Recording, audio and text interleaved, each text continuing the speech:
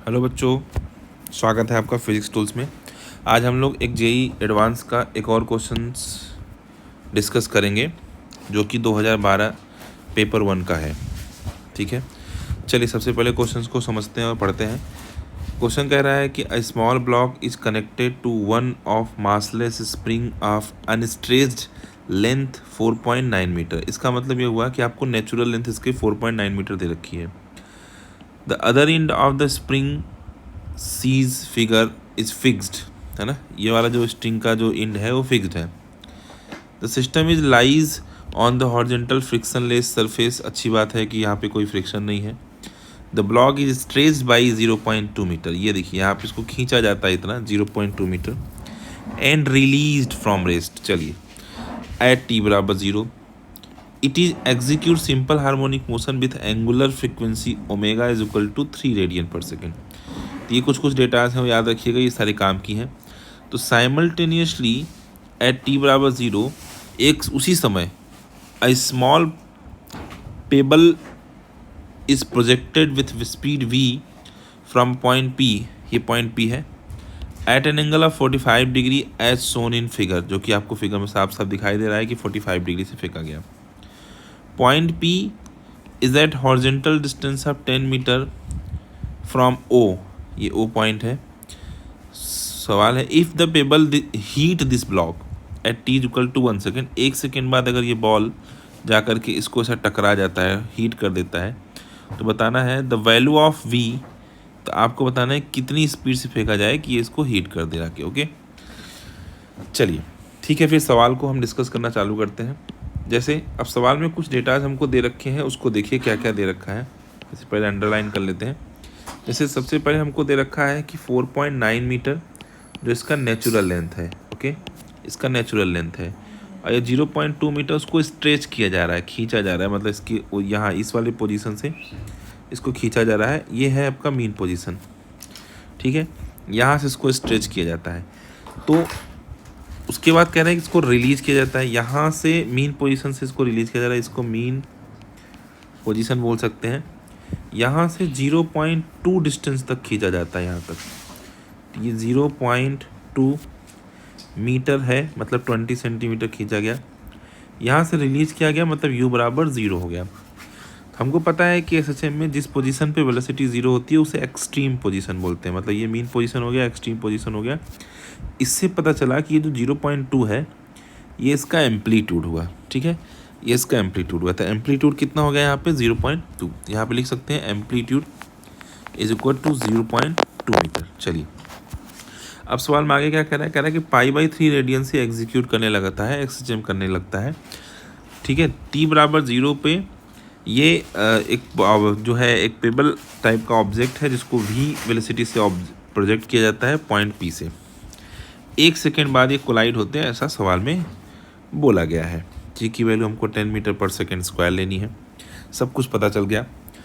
तो अगर ये 1 सेकेंड बाद कोलाइड होता है, दोनों ये भी t बराबर 0 से रिलीज होता है, और यहाँ से इसको भी t बराबर 0 से खींचकर छोड़ा जा रहा है। तो पहले तो ये पता करना है कि जब इसको हम t बराबर 0 से यहाँ से छोड़ेंगे, इस ब्लॉक को इस पोजीशन से अगर हम रिलीज करते हैं इस पोजीशन से, तो 1 सेकेंड बाद ये कहाँ होगा। तो हम लोग जानते हैं पहले तो निकाल लेते हैं कि 1 सेकेंड बाद ये ब्लॉक उस एक्सट्रीम पोजीशन से कितना खिसक जाएगा। तो हम लोग सबसे पहले एक फेजर डायग्राम जानते हैं, फेजर डायग्राम के थ्रू समझने का प्रयास करते हैं। चलिए फेजर डायग्राम बनाते हैं। जैसे मान लीजिए फेजर डायग्राम हो गया। देखिए अब जैसे क्या है कि इस तरीके से ये हो गया, फेजर डायग्राम बनाते हैं पहले। ठीक है, अब देखिए ये हमारा पोजीशन, ये जो है हमारा, इसे बोलते हैं मीन पोजीशन। ठीक है, अब हमने क्या देखा कि ये पार्टिकल एक्सट्रीम पोजीशन पे है, यहाँ पर इस पॉइंट पर। इसका मतलब ये हुआ कि ये यहाँ से रोटेट करना चालू करेगा। तो मान लेते हैं कि ये इस तरीके से अगर ये रोटेट कर रहा है, या घूमेगा, ऐसे ही घूमेगा। तो अगर ये इस तरीके से रोटेट कर रहा है तो 1 सेकेंड बाद कहीं यहाँ पहुँच जाएगा। तो 1 सेकेंड बाद अगर यहाँ पहुँच जाएगा तो कितना एंगल घूम जाएगा ये निकाल लेते हैं। तो हम लोग जानते हैं थीटा बराबर क्या होता है, ओमेगा इंटू टी। हमको टाइम दे रखा है 1 सेकेंड और इसकी ओमेगा की वैल्यू भी दे रखी है π/3 इंटू 1 सेकेंड। तो थीटा की वैल्यू आ गई π/3 मतलब 60 डिग्री घूम जाएगा। ये जो एंगल घूमेगा वो 60 डिग्री घूमेगा। तो अब ये पता चल जाएगा कि पार्टिकल कितनी दूर पे है। ठीक है, तो अब यहाँ से पता चलेगा कि पार्टिकल कितनी दूर पे आ गया है, ये पता चल जाएगा। तो अगर ये 0.2 है तो ये जो पोजीशन होगा ये वाली, ये होगा 0.2 cos 60 मतलब 1/2 दैट इज 0.1।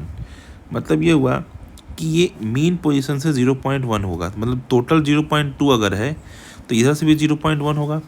तो इसकी जो नेचुरल लेंथ है वो 4.9 मीटर है। और अगर ये यहाँ पर 1 सेकेंड बाद होगा, यहाँ से अगर यहाँ तक पहुँचने में उसको 1 सेकेंड लगता है, तो ये वाली जो डिस्टेंस है ये 0.1 है। इसका मतलब ये हुआ कि यहाँ से लेकर यहाँ तक की टोटल डिस्टेंस जो है वो 5 मीटर हो गई। ठीक है, इसका मतलब इस पॉइंट ऑफ प्रोजेक्शन से जहाँ पर ये टकराएगा वो कुछ इस प्रकार का पाथ बनाएगा। येलो ले लेते हैं, वो कुछ इस प्रकार का पाथ बनाएगा, ऐसा ऐसा यहाँ पे टकराएगा। ठीक है, जिसकी डिस्टेंस यहाँ से 5 मीटर होगी, 5 मीटर होगी। तो हम देख पा रहे हैं कि इस प्रोजेक्टाइल में जो एंगल ऑफ प्रोजेक्शन है वो 45 डिग्री है। मतलब ये जो रेंज है 5 मीटर, इसे हम मैक्सिमम रेंज का नाम दे सकते हैं। तो maximum range, what is the concept of maximum range in projectile? Maximum range जो है आएगा, क्योंकि एंगल ऑफ प्रोजेक्शन 45 डिग्री है, वो होता है u²/g। वो आपको यहाँ पे 5 मीटर दे रखा है। तो u² बराबर कितना जाएगा 5 इंटू जी। तो u² बराबर 5 इंटू जी की वैल्यू है 10, जो कि क्वेश्चन में दे रखा है। तो जो u की वैल्यू निकल के आएगी वो निकल के आएगी 50√50 मीटर पर सेकेंड। यही सवाल का आंसर है, यही वी है, यही पूछा भी जा रहा है। तो चलिए देख लेते हैं कि इसमें कौन सा ऑप्शन करेक्ट आ रहा है। तो हम देख पा रहे हैं कि इसमें पहला ऑप्शन जो है करेक्ट है।